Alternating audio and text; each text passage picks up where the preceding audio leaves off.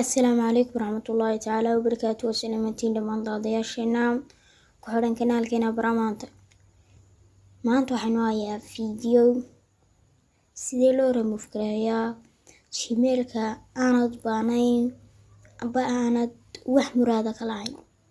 Videogan waxay ka soo codsaday arday ka mid ah ardayda sida tooska ugu xiran kanaalka baramaanta.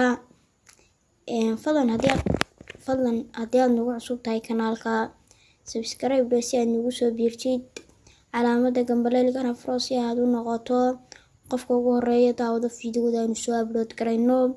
fadlan fiidiyogani hadduu ku cajabiyo like saar, waayo waxay noo tahay dhiirigelin. haddaan ku cajabina unlike saar, labadaba aad muraad u leh. waxaan soo kaysanaynaa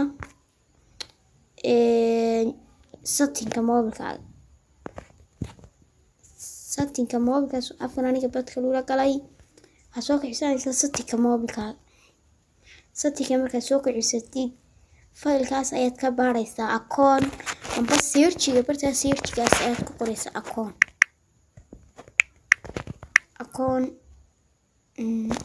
akoontaas bartaa markaad ku fatid wax allaali wixii gmail ay ku soo taxay.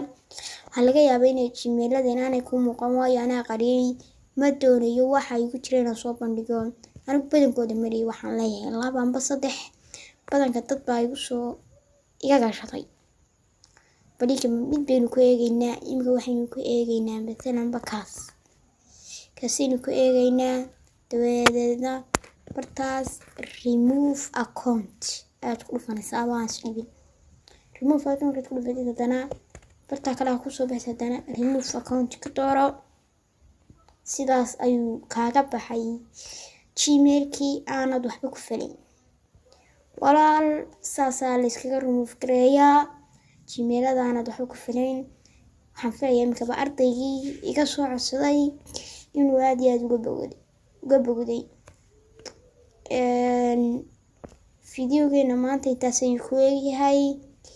fadlan haddii aad nagu cusub tahay subscribe si aad nagu soo biirtid calaamada gambaleelkana furo si aad u noqoto qofka ugu horeeya daawada fiidiyoda aynu soo upload garayno.